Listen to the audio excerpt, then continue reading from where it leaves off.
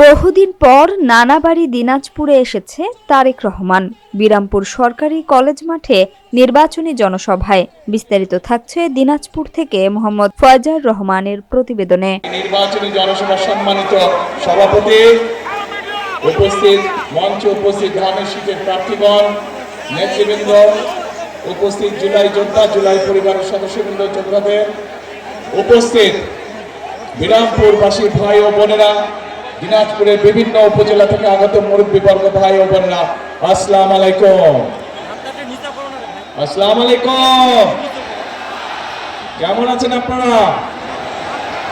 আলহামদুলিল্লাহ, আমি কিন্তু আজকে খুব ভালো আছি। বহু বছর পর নানি বাড়িতে এসেছি, বহু বছর পরে আলহামদুলিল্লাহ আল্লাহর আমাদের নানি বাড়িতে এসে আমি খুব ভালো আছি।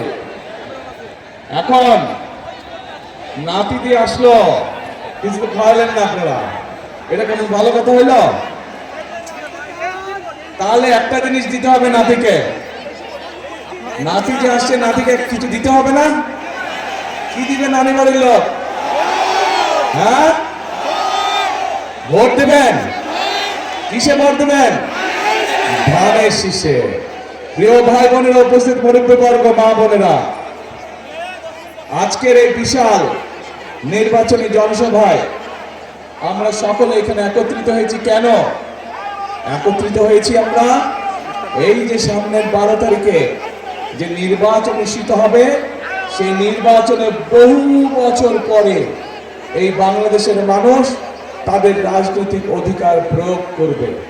এই যে বললাম, এই মঞ্চের পাশে 13টি পরিবারের সদস্য এখানে বসে আছে। এই মানুষগুলোর স্বজনরা এই অধিকার অর্জনের জন্য, বাংলাদেশের মানুষের অধিকার অর্জনের জন্য নিজের জীবন উৎসর্গ করেছিল। গত 16 বছরে আমাদের বহু নেতাকর্মী অত্যাচার, নির্যাতনের শিকার হয়েছিল বাংলাদেশের মানুষের এই রাজনৈতিক অধিকার অর্জনের জন্য। আজ আমাদের সামনে এই আল্লাহর রহমতে এই সুযোগ এসেছে। আজ আল্লাহর রহমতে আমাদের সামনে এই সুযোগ এসেছে। আজকে আমরা এই এলাকার যত মানুষ আছে, সে মুসলমান হোক, হিন্দু হোক, আদিবাসী হোক, খ্রিস্টান হোক, বৌদ্ধ, সকলে মিলে আজকে 12 তারিখে আমরা এই আগামী 12 তারিখে আমরা আমাদের রাজনৈতিক অধিকার প্রয়োগ করব। এখন প্রিয় ভাই বোনেরা, এই যে রাজনৈতিক অধিকার প্রয়োগ করব, শুধু ভোট দিলেই হবে না। এই নির্বাচন হতে হবে। আমাদের আরেকটি লক্ষ্য বা উদ্দেশ্য আছে এই নির্বাচনের। কি সেটি? সেটি হলো দেশ পুনর্গঠনের নির্বাচন। বিগত 16-17 বছর ধরে এই এলাকা সহ, দিনাজপুর এলাকা সহ, সমগ্র উত্তরাঞ্চল সহ সমগ্র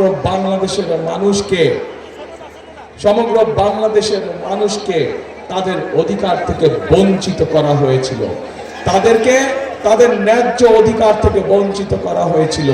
সমগ্র বাংলাদেশের মানুষের চিকিৎসা ব্যবস্থা ভেঙে পড়েছে। নারীদের অধিকার থেকে নারীদেরকে বঞ্চিত করা হয়েছিল। তরুণ সমাজ, যুবক সমাজের সদস্য, তাদের কর্মসংস্থানের ব্যবস্থা ঠিক মতন করা হয়নি। এলাকার ঠিক মতন উন্নয়ন করা হয় নাই। মিল ফ্যাক্টরি স্থাপন করা হয় নাই। বাংলাদেশের ভবিষ্যৎ সন্তান যারা, তাদের শিক্ষার ব্যবস্থা ঠিকভাবে করা হয় নাই। এলাকার রাস্তাঘাটে ঠিকভাবে পুনর্নির্মাণ করা হয় নাই, মেরামত করা হয় নাই।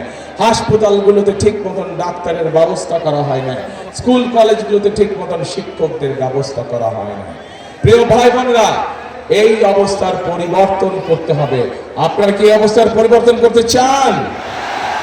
তাহলে প্রিয় ভাই বোনেরা, আমরা অতীতে দেখেছি ধানের শীষ যতবার দেশ পরিচালনার দায়িত্বে ছিল, ধানের শীষ চেষ্টা করেছে যে এলাকার উন্নয়ন করতে, স্কুল কলেজ, রাস্তাঘাট, মসজিদ, মাদ্রাসা নির্মাণের চেষ্টা করেছে।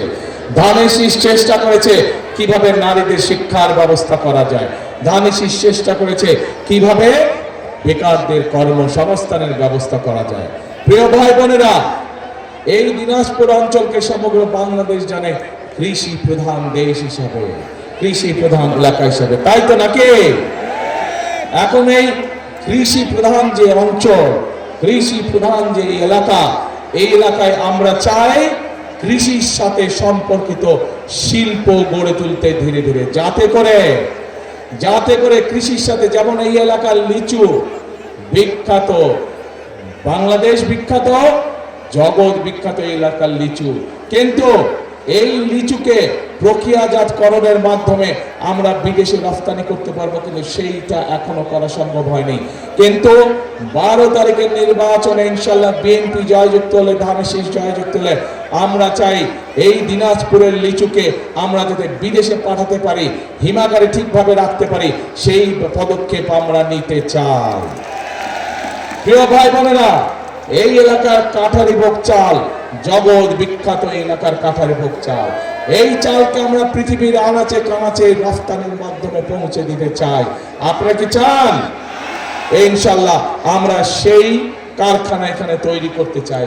লিচুর জন্য আমরা লিচু যাতে প্রক্রিয়াজাতকরণের মাধ্যমে সারা পৃথিবীতে পৌঁছে দেওয়া যায়, সেটির কারখানা আমরা এখানে তৈরি করতে চাই। প্রিয় ভাই বোনেরা, এই এলাকায় শুধু রফতানিমুখী বা শিল্প স্থাপন করলেই হবে না। আমাদের এলাকায়, এই এলাকায় বহু তরুণ যুবক আছে, যুবক আছে, যুব সমাজের সদস্য আছে, তাদের শিক্ষার আলো আছে, কিন্তু তাদের কর্মসংস্থান নেই। আমরা চাই এই এলাকায় বিভিন্ন রকম ভোকেশনাল এবং ট্রেনিং ইনস্টিটিউট তৈরি করতে, যার মাধ্যমে এই এলাকার ছেলে মেয়েদেরকে আমরা বিভিন্ন বিষয়ে ট্রেনিং দিতে চাই, বিদেশি ভাষা শিক্ষা দিতে চাই আমরা, যার মাধ্যমে তারা দেশেই হোক বিদেশেই হোক কর্মসংস্থান করতে পারে, নিজেদের কর্মের ব্যবস্থা করতে পারে। কি ভাই, এটি কি করবো আমরা? এই ভোকেশনাল ট্রেনিং ইনস্টিটিউট করব? আচ্ছা, যদি কোথাও বলতে হবে তো ভাই কি করব, আমি তো বলছি করবো, আপনাদের যদি বলেন চাই, তখন ইনশাল্লাহ আমরা করবো। চাই ইনশাল্লাহ।